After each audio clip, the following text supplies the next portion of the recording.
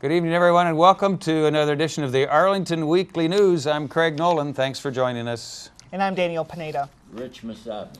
And here we are with our show for somewhere around the latter part of June, just past the summer solstice, 2011.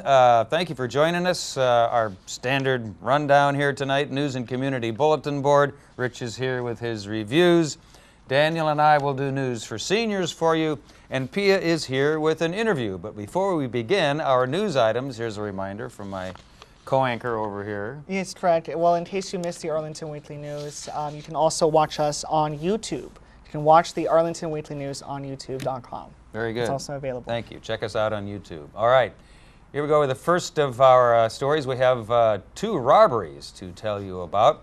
Arlington County Police Department's robbery unit is seeking the public's help to identify a man who robbed a bank, an Arlington bank, this week. He entered the Wachovia Wells Fargo Bank on Wilson Boulevard at around 3:30 in the afternoon on Monday, June 20th. He showed a handgun and demanded money before getting cash and fleeing on foot. The suspect is described as an African-American male in his late 20s, about 5'10" in height and weighing about 160 pounds. During the robbery, he wore a black hooded sweatshirt with silver writing on the front, black pants, a mask, and carried a dark-colored bag. Anyone with information about this suspect or this robbery incident should please call the Arlington County Police Department robbery unit at 703-228-4242 and help them out if you can. Daniel. And Fred, Arlington police also need help to identify a man who robbed another Arlington bank last week. The suspect entered the BB&T Bank on Lee Highway at around 12:19 p.m. on Thursday, June the 16th. He displayed a note demanding money, implied he had a weapon, and after getting cash, he fled on foot. The suspect is described as a white male with gray hair between 50 and 60 years old, 6 feet and 180 pounds. At the time of the robbery, he wore a baseball cap, glasses, a blue and white plaid button-down shirt, and khaki pants. The robbery and suspect's description are similar to a bank robbery that happened on June the 6th. Anyone with information can call 703-228-4242. All right, thank you, Daniel. Here's some information now on Arlington County's bond sale.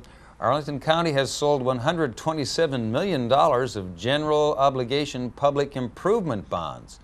County residents who were given priority over Virginia and national retail investors purchased 9 out of $36.5 million bonds sold during the retail portion of the sale.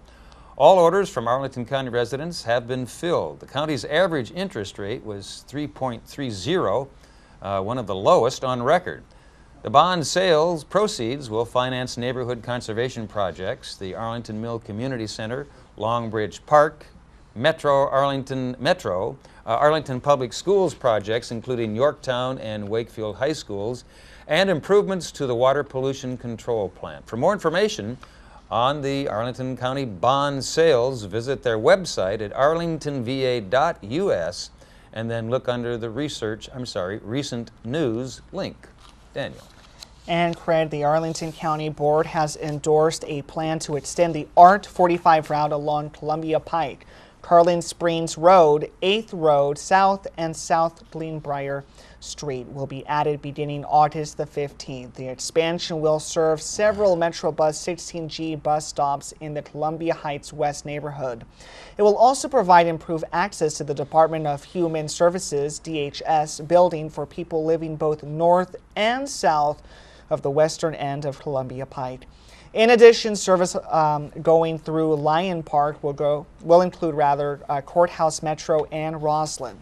This expanded ART 45 route was created in response to requests from residents and advocates to determine how best to provide direct service between DHS and the Columbia Heights West community. To learn more about ART, register for ART alerts, and to get more information on fares and schedules, visit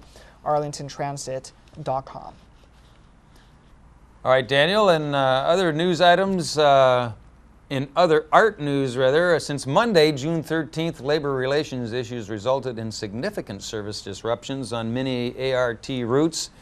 The dispute is between management and Forsythe Transportation, Arlington's contractor for ART bus service operations and bus drivers. About a quarter of Forsythe's ART drivers don't show up for work, or rather didn't show up for work on the 13th. This caused delays throughout the whole week. Arlington County Board member Chris Zimmerman called for an end to the strike, according to Bill Forsythe, Chief Executive of Forsythe Transportation. As of this Monday, routes have been fully restored. Again, for ART service updates, you can visit arlingtontransit.com. Daniel. Yes, this month, Arlington County Board honored the 2011 Mary Marshall Memorial Scholarship recipients. All 8 local students are committed to pursuing careers in public service. The board established the program in 1994 in honor of Mary Marshall, an outstanding public servant who represented Arlington County for 24 years as a delegate to the Virginia General Assembly. The Arlington Commission on the Status of Women administers the program and selects the winners. Each student will receive a $1,500 scholarship from a fund established by the county board.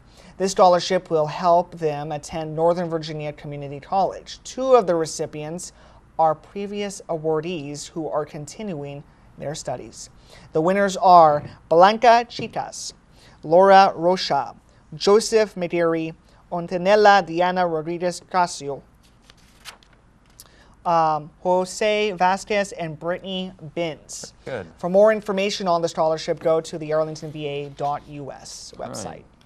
Good job. You've been practicing. Very good, Daniel. All right. Well, the Columbia Pike Neighborhoods Plan will be the culmination of the Columbia Pike Initiative and the Land Use and Housing Study. This plan focuses on the community's goals and vision. It will seek to identify the tools, policies, and initiatives that will help attain these goals. The findings of the study will help guide future growth and investment in the Pike's corridors, recent residential areas in a manner consistent with the community's goals and vision. You can make sure that your voice is heard. From June 24th through June 30th, you can attend community events that will be held with the consultant team. Visit PikeNeighborhoodsPlan.com to learn more. Daniel.